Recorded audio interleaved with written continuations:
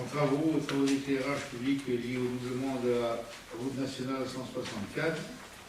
Dans le cadre des travaux liés au doublement de la route 164, route de Trévé, le Conseil est invité à approuver le projet d'éclairage présenté par le SDE pour un montant de 17 280 € TTC aux conditions définies dans la convention de travaux d'éclairage public effectués dans le cadre du transfert des compétences. Alors, on trouve la même formule habituelle à la commune ayant transféré la compétence au syndicat d'électricité. Le syndicat bénéficiera du fonds de compensation TVA et percevra de la commune une subvention d'équipement, on va appeler ça une subvention, au taux de 62%. En gros, ça veut dire qu'il y a 38% à la charge de la ville, non, 70% à la charge de la ville, pardon, et 38% de subvention du syndicat d'électricité. Donc, soit un montant de 10 713 €, calculé sous le montant de la facture, augmenter des frais de main-d'œuvre, le maîtrise d'œuvre, pardon, au taux de 5%. Je pense que c'est toujours le livret habituel. Déploiement du réseau fibre optique sous le territoire communal. Je vous informe qu'un comité de communes à l'occasion des travaux de réseau de chaleur a déployé en parallèle un fourreau devant un solar pour anticiper. Donc le fourreau était avec les travaux pour la chaudière. Donc en parallèle, un fourreau devant recevoir à court terme une fibre optique. Cette fibre permettra d'alimenter de nombreux établissements publics et privés, des établissements scolaires, d'autres établissements, là où il ressort une volonté d'apporter le très haut débit. Des besoins importants ont été recensés, schéma de mutualisation informatique entre la ville et la CIRAC, schéma de mutualisation de la vidéoprotection entre les deux collectivités, schéma de dessert des établissements scolaires.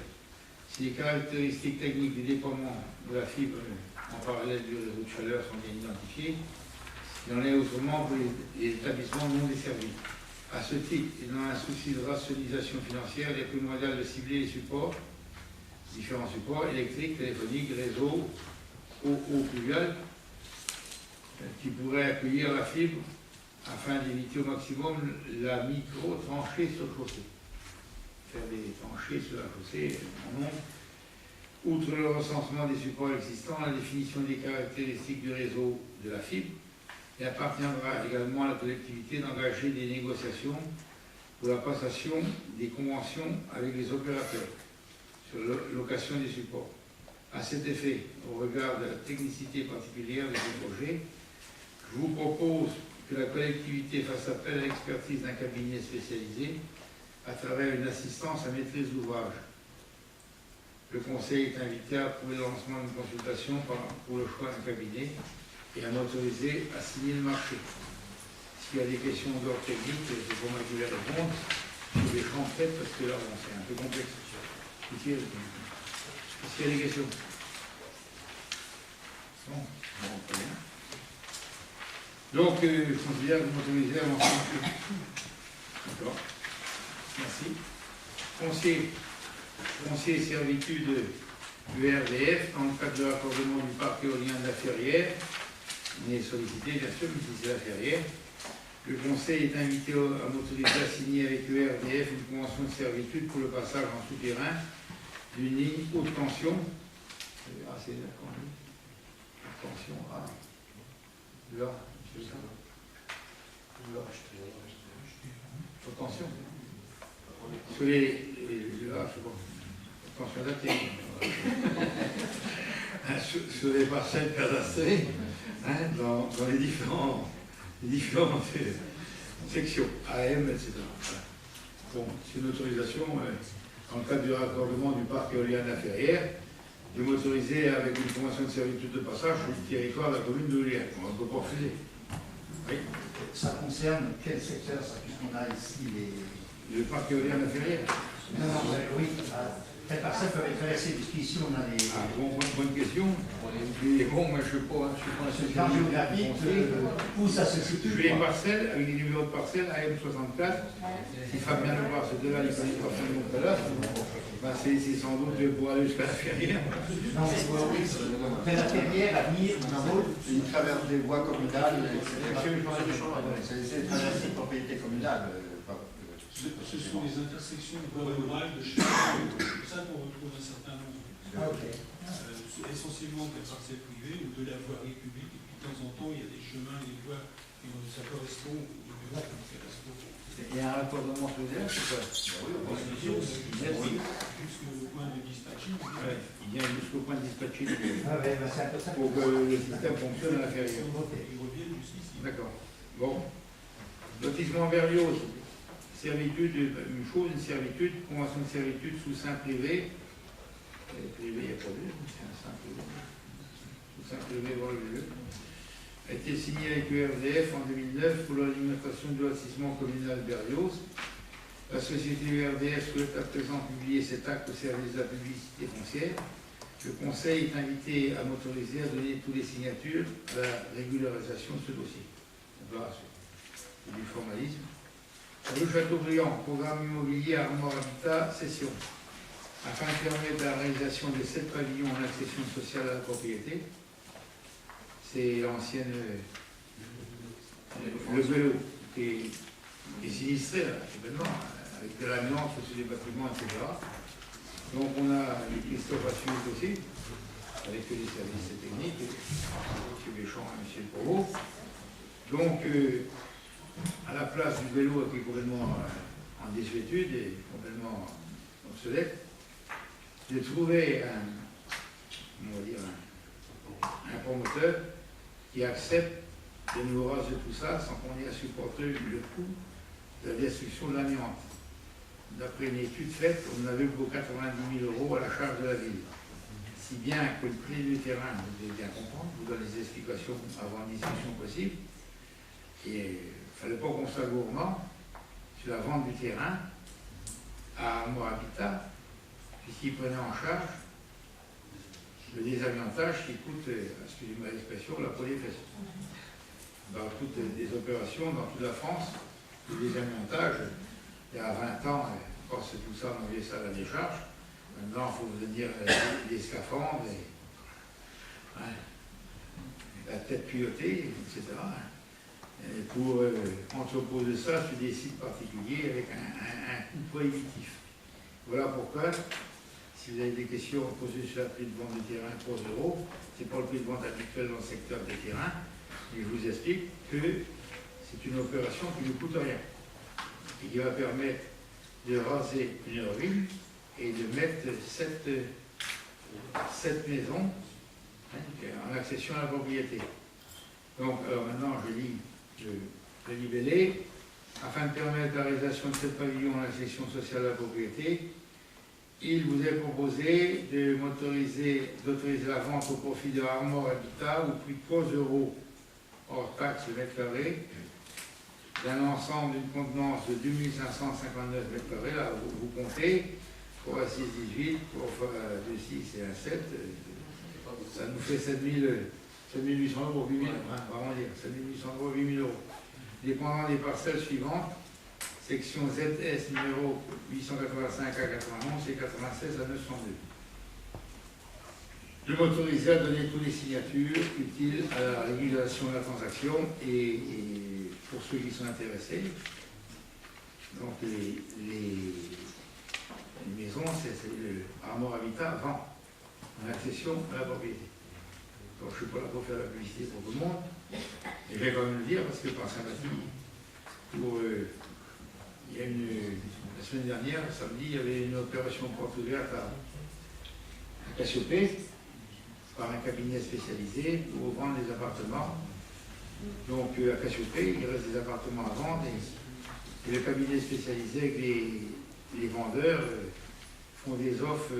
Il reste une vingtaine de logements à vendre, je ne sais pas comment ils ont le samedi. J'ai vu personne. Et il y a des appartements du T3 et du T4 à vendre en plein centre-ville. Là, c'est pour ça que aussi, la CIRAL, je réponds à des questions éventuelles. Tant que c'est pas vendu, par solidarité de la gendarmerie, on va pas faire des bâtiments, des logements. Les notaires ont acheté ce qui était la partie technique de la gendarmerie, dans un cabinet de notaire, là, ce qu'on a fait voir. Mais en ce qui concerne les logements, on faut attendre aussi par solidarité que la vente de logements sur Cassiopée se développe davantage. Voilà. Alors sur ce point-là, est-ce qu'il y a des questions? Oui. Oui, et là, les 2759 € représentent quoi? Non, 59, oui. Et représentent quoi sur la surface totale qu'on a à l'arrière? Moi, c'est la sidérale, ça? Non. On a un peu de... C'est l'intégralité en fait des bâtiments ex-Boello et la cour attenante. Simplement une partie à l'arrière jouxtant les anciens hangars et quais municipaux, là, côté donc ouest.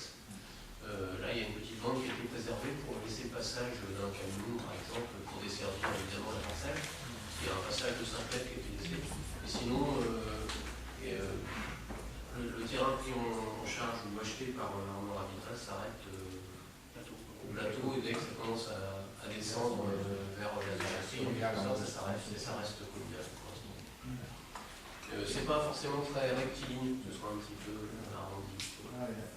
On a essayé de vendre le maximum en fait, mais on ne voulait pas prendre quand c'était trop pentu, on peut bien comprendre pour des raisons de coût. Mais honnêtement, on fait on va pas dire une belle opération, mais se débarrasser de cette friche pseudo-industrielle. Ouais, c'est la fin d'une friche.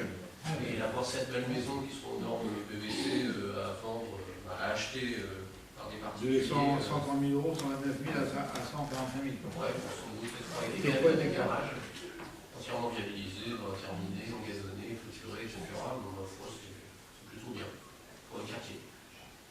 Voilà. Bon, on avance, hein. On arrive presque à la fin. Personnel. Recrutement d'un agent contractuel. Je vous informe que j'informe le conseil qu'il est nécessaire de procéder. Je crois qu'on a procédé. Oui, au moment où on l'a écrit, ça y est, le recrutement a eu lieu. Si Madame Le Tellier qui est partie à La Roche-sur-Yon, il fallait qu'on remplace quelqu'un en bureau d'études. Voilà, c'est tout. Habituellement, on donne pour les noms, mais où il est possible. On vous aurait Bon, posé la nécessaire de question. procéder. Hein? On vous aurait posé la question. Oui, pas de problème. Fonctionnement du bureau d'études, parce que c'est un poste important, fonctionnement du bureau d'études. Au recrutement d'un agent contractuel exerçant les fonctions de dessinateur, conception assistée par ordinateur et dessin assisté par ordinateur sous le grade d'agent technique première classe, troisième échelon. À temps complet, à compter du 1er septembre, le recrutement a été fait de quelqu'un qui travaillait dans un cabinet d'architecte, il me semble, qui arrive de la région de Saint-Brieuc, qui a remplacé Mme Métellier. Voilà. Autrement, la rubrique suivante, c'est la rubrique classique de l'urgence pour la rentrée scolaire. Le recrutement d'agents contractuels, il informe qu'il est nécessaire de procéder pour le bon fonctionnement du service scolaire enfants et jeunesse au recrutement de 4 agents contractuels analysés pour assurer l'accueil périscolaire, la restauration, la surveillance des cours, l'entretien des locaux scolaires sur des bâtiments communaux du 1er octobre au 30 septembre. Donc voilà, vous avez les heures, 29h, 28h, 20h et 17h. J'ai bien quand même à dire là-dessus. Bien, bon. C'est du renouvellement c'est du renouvellement, c'est pas des emplois supplémentaires. Bon, dernière page, page 5, modification du tableau des effectifs ou recrutement d'un agent contractuel. Je vous informe que suite au journée de recrutement du 13 septembre pour le poste d'agent polyvalent des salles municipales, voilà, je vais répondre à la question. Il conviendra de modifier le tableau des effectifs, soit de procéder pour le bon fonctionnement au recrutement d'un agent contractuel. C'est fait aussi. On a un mot à dire là-dessus? Le recrutement est fait. Et l'option, c'est quoi? C'est la modification du tableau des effectifs ou le Non, c'est recrutement d'un agent contractuel parce qu'il y en a un qui a changé. C'est comment c'est compliqué. Parce qu'il y a une implication Le chef de de la propriété urbaine, M. Ledoux, est parti pour raison de santé par rapport à son épouse, qui a des problèmes d'allergie, enfin le climat ne convenait pas. Donc il est parti vers des pays, en principe, un petit peu moins humides que chez nous. Il a demandé à partir. Voilà, il a demandé à partir parce que c'était un très bon élément, quelqu'un dont j'étais très content du travail, enfin une bonne organisation. Donc en interne, il y a quelqu'un qui a postulé et donc qui était au service fête et cérémonie, M. Marc Larpenteur, qui a été recruté donc chef de pôle propreté urbaine. Et donc on a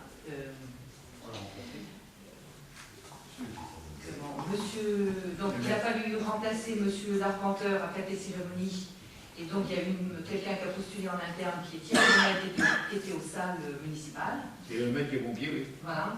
Et donc, il y a donc eu un recrutement pour les salles. Pour remplacer le mec, voilà. Il y a tout un jeu de choses musicales.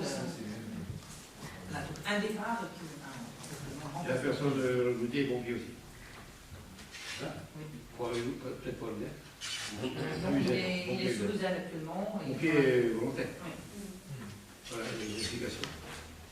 Dernier point, convention tripartite. Il y a la feuille verte aussi, on a quand même 2 points qu'on a rajoutés après, sur le cinéma et l'intercommunalité. Dernier point de l'ordre du jour principal, convention tripartite avec le centre de gestion et la trésorerie.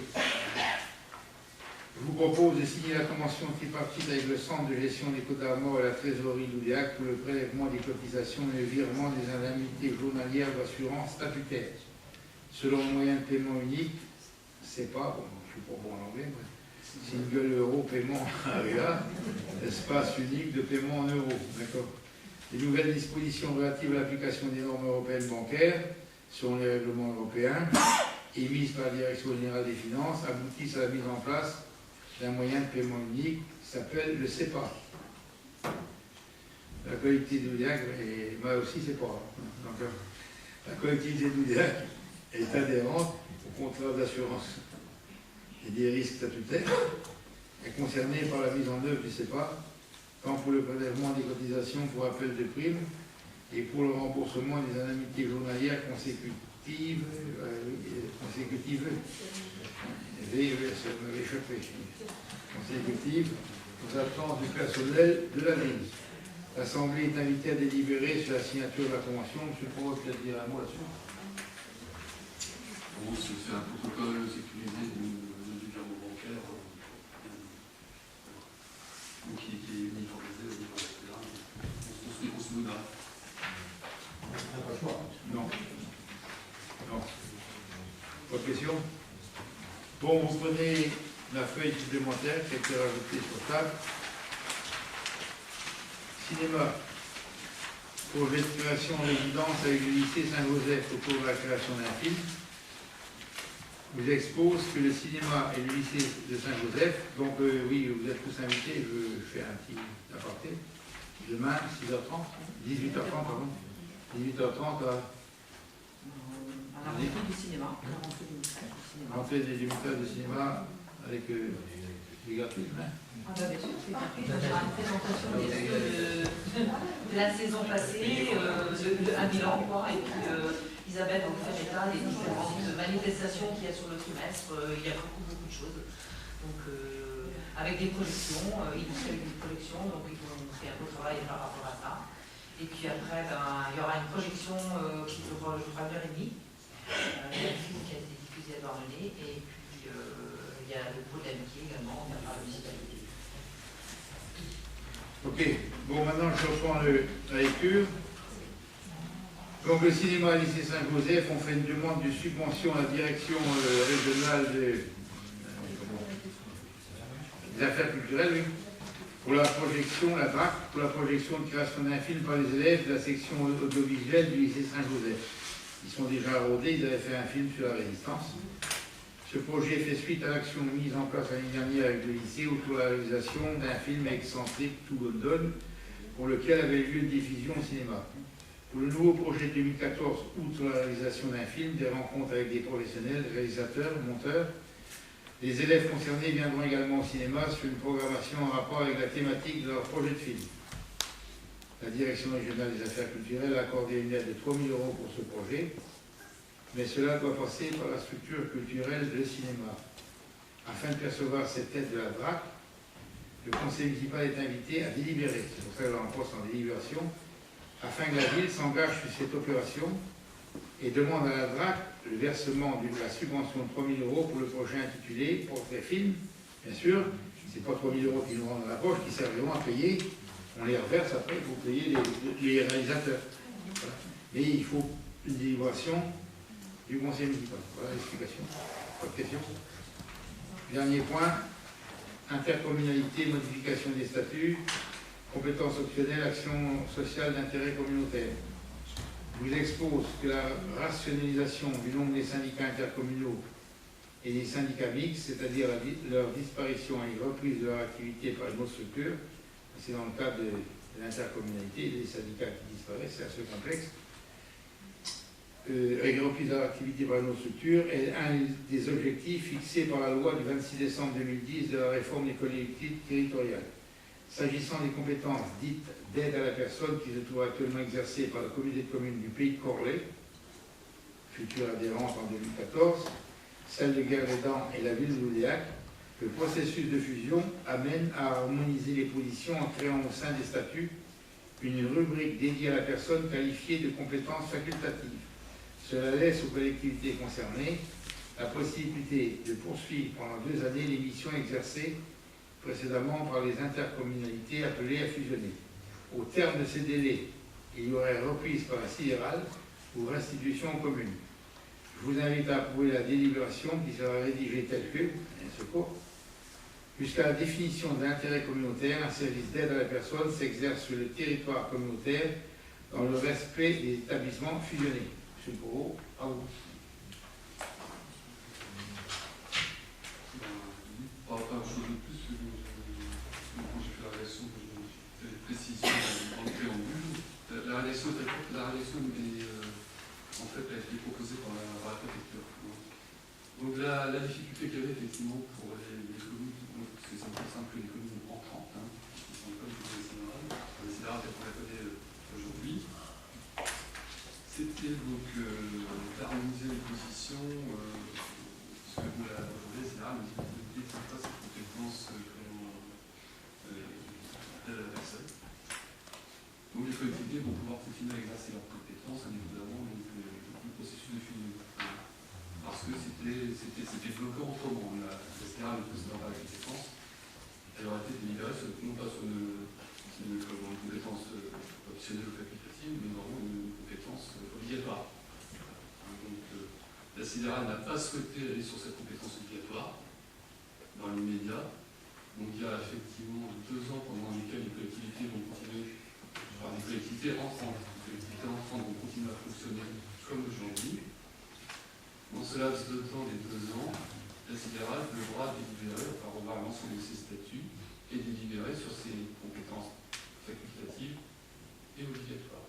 Et là, effectivement, il y aura un débat, savoir si la compétence aide à la personne est généralisée à l'ensemble de l'EPCI, ou alors est-ce que les communes conserveront cette compétence en propre. Question ?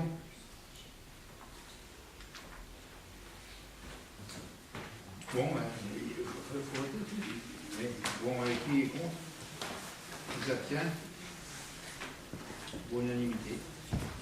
Bon, on a fini. Questions diverses. Bon, moi, je vous rappelle les dates du conseil municipal, des conseils municipaux, le 14 novembre et le 19 décembre. Et un point aussi, juste, je termine là. Donc, je ne sais pas si vous allez recevoir ça. Tout le monde, le 6 octobre, dimanche 6 octobre, à 11h45, on va inaugurer la résidence Marie-Madeleine Lienèche.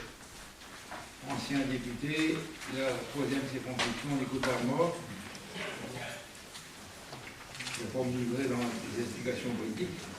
Député MRP, donc centre droit. Je résume. Député de 1945 à 1981, 36 ans député, secrétaire d'État et ambassadrice de France au Luxembourg, et qui est à l'origine de la création de l'IME et même de la résidence Théodore Botrel. Bon, vous savez que le conseil municipal a décidé d'honorer tous ceux qui ont marqué la ville d'Ouliac, que ce soit Marcel Nogue, résistant de l'obédience communiste, on dit. Donc on avait mis le rond-point Marcel Nogue, mort à son retour de déportation à 20 ans. On a mis le nom de plusieurs maires aussi. On a mis le nom d'Honoré Michard, avec 99,99% de la famille d'accord, 0,01% d'un individu de la famille qui n'était pas d'accord. Ça m'a un peu choqué parce que quand on fait l'effort d'honorer Michard, c'était avec l'accord parfait de la famille. Donc j'ai vu, vous avez eu des polémiques d'un de ses petits-fils qui n'était pas d'accord parce qu'on avait mis le nom d'Honoré Michard entre la rue qui dessert McDo et Buffalo.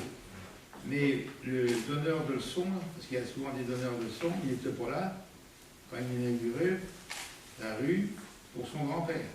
Par contre, il a écrit à la presse pour dire qu'on avait donné la rue de la Malbouffe. C'est pour ça que souvent, ça m'écœure un peu de vouloir respecter et honorer tous les Lullaciens, de quelque obédience politique qu'ils soient. Je ne regarde pas l'étiquette politique. Je leur donnais un nom. J'avais vu avec toute la famille, donc Christine Bédé, la petite fille, qui était d'accord avec son fils, le fils d'Honoré Michard, qui m'a dit, depuis 1945, personne n'a, quelles que soient les municipalités, de droite ou de gauche, donné une rue à mon père, député. Il était député pendant un an, c'est vrai, mais il était résistant. Et il a surtout fait connaître Villac par son engagement sur le garage Michard. Il était un ingénieux inventeur. Donc on y a donné la rue, on n'avait pas débaptisé la place du général de Gaulle pour la mettre Honoré Michard. Donc certains, ça n'est pas dans un... disons, je me préserve d'avance pour ne pas entendre dire que Marie-Madeleine Desneiges, c'est vrai, elle était députée pendant 105 ans, et je suis très touché que Jean-Jacques Vizien, ancien vice-président socialiste du département, m'a dit, Gérard, tu as fait un très bon choix, je connais l'engagement de Marie-Madeleine Desneiges, et je serai présent à la messe, je ne viens pas souvent, je serai présent à la messe pour honorer la mémoire d'une députée MRP, bien sûr, de la circonscription. Donc, vous avez eu, je pense, sur la table, voilà, Jean-Jacques Vizien, on a fait ensemble, Codarmo Habitat, plaisir de vous convier à l'inauguration de la nouvelle appellation de l'ancien foyer Théodore Botrel. Les chaises sont réservées à l'église. Les chaises sont réservées à l'église par M. le curé, à gauche, comme d'habitude, en haut de l'église, parce que c'était le souci, enfin la demande qui avait été faite, il y avait déjà une messe à sa mémoire, avec l'accord de M. le curé, M. l'abbé de Meilleur. La cérémonie sera précédée d'une messe à 10h30 en l'église Saint-Nicolas, à la mémoire de Marie-Madeleine Desneiges, qui a habité rue du commandant Coupeau, j'en avais parlé, quand il y a eu la fête de la rue. Donc, et la cérémonie a lieu donc, dimanche 6 octobre à 11h45. Voilà, c'est un rappel. Toute la population est invitée, bien sûr. Monsieur, concernant la date du conseil municipal du mois de novembre, vous l'avez décalé. Voilà, ceci. Oui, mais il y a un décalage, oui. Oui, je sais. Bon, on vient de terminer. Est-ce qu'il y a d'autres questions? Est-ce qu'il y a d'autres questions? Oui, c'est parce qu'il y a le salon des maires. Voilà. Donc si on y va... Bon, ben, je vous remercie. La séance est levée.